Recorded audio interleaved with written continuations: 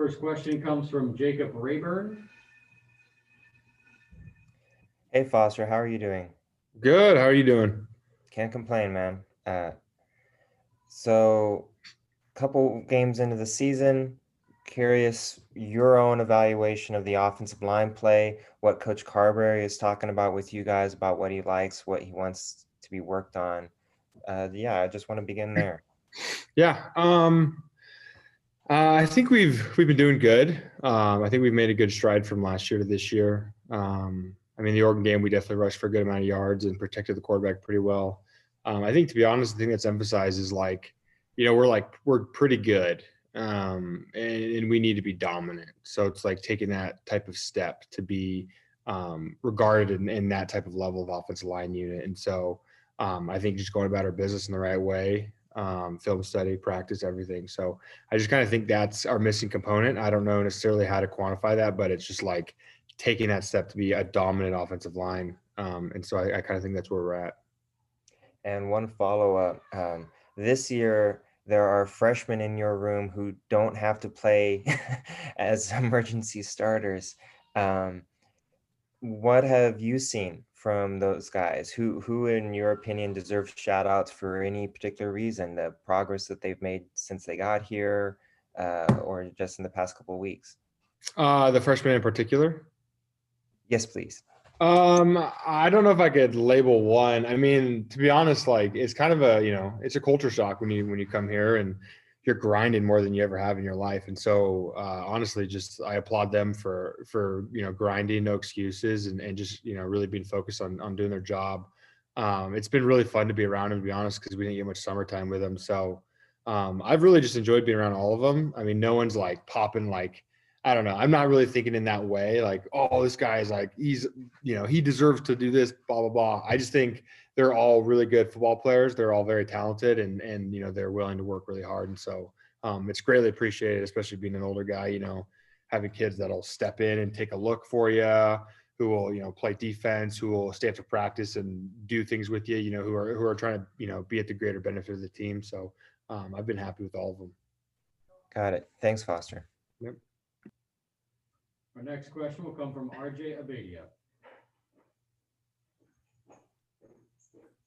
Hey, Foster. I know maybe it's a little weird considering you're only 3 weeks in and you've already had a canceled game, but I'm just curious, how has the grind been? Because you're not used to having finals to deal with so early in the season. And I know you kind of just got finished with that. And so, yeah, I mean, just how taxing has it been, even though it hasn't been a long amount of time overall?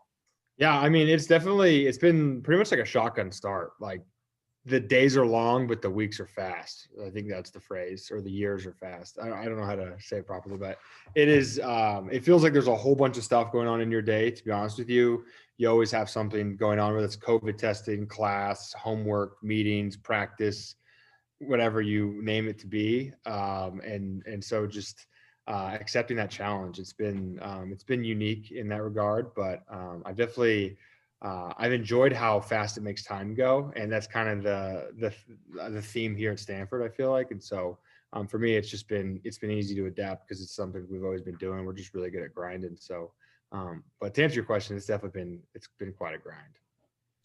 And then I just wanted to ask kind of a scheme question for you. We're hearing a lot about late moving defensive lines, guys that are running stuff that happens right before the snap or timing it up like that. From your point of view, what's the challenge there? How do you guys react to that? And what are the coaching points for dealing with that? Yeah. I mean, a lot of it starts with like our coaches really teach us to get set early so we can get into our snap count, assess what is going on with the defense. Honestly, with really late moving teams, you just got to be really good at communicating, and you have to know your roles really well, know your responsibilities, like this gap, whatever play it is, know all these potential looks. And if they happen, just like snap into it and then kind of get in there, and just being really in tune with your other alignment. Like with my guard and tight end, you just got to be really in tune with, what's moving and how to respond to it. So it's kind of been the way you got to deal with it right now. Thank you. Sure. The next question comes from Troy Clardy. Hey, Foster, good to see you. Good to see you. No crowd noise, no crowds, obviously, at Pac-12 venues, and that obviously means no crowd noise. Big factor in Eugene, big factor in Seattle, would have obviously been a big factor for this particular game in Berkeley. Having been through that experience in Eugene, how much easier is it to communicate among the offensive line and along the offensive line when you don't have the crowd noise to deal with? Yeah, no, it's pretty beneficial. I think 2 years ago when we were in Eugene, it was like literally the ground was shaking. It was so loud. And so to have that difference out there, however many weeks ago, was really nice. I think it makes communication a lot easier.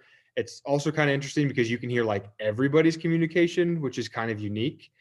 So you're hearing like the defense a lot more vividly than you usually would. And so trying to balance out whose voice is whose a little bit is kind of a caveat to the whole no crowd situation. But other than that, I mean, it's definitely a benefit.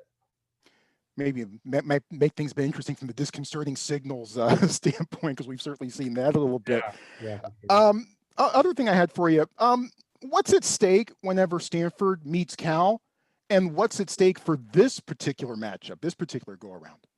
Yeah, I mean, for me, I would say the hardest loss I personally took was last year losing to Cal, because I mean, the standard that's been set here is, and we just beat Cal. That's what we do. I think we were like 12 years in a row. And so losing to them, it hurt me pretty good. I felt bad for the legacy of that year. And so I think this year it holds a lot of weight in terms of we kind of got to reverse this deal. You know, we can't let them get away with 2 in a row.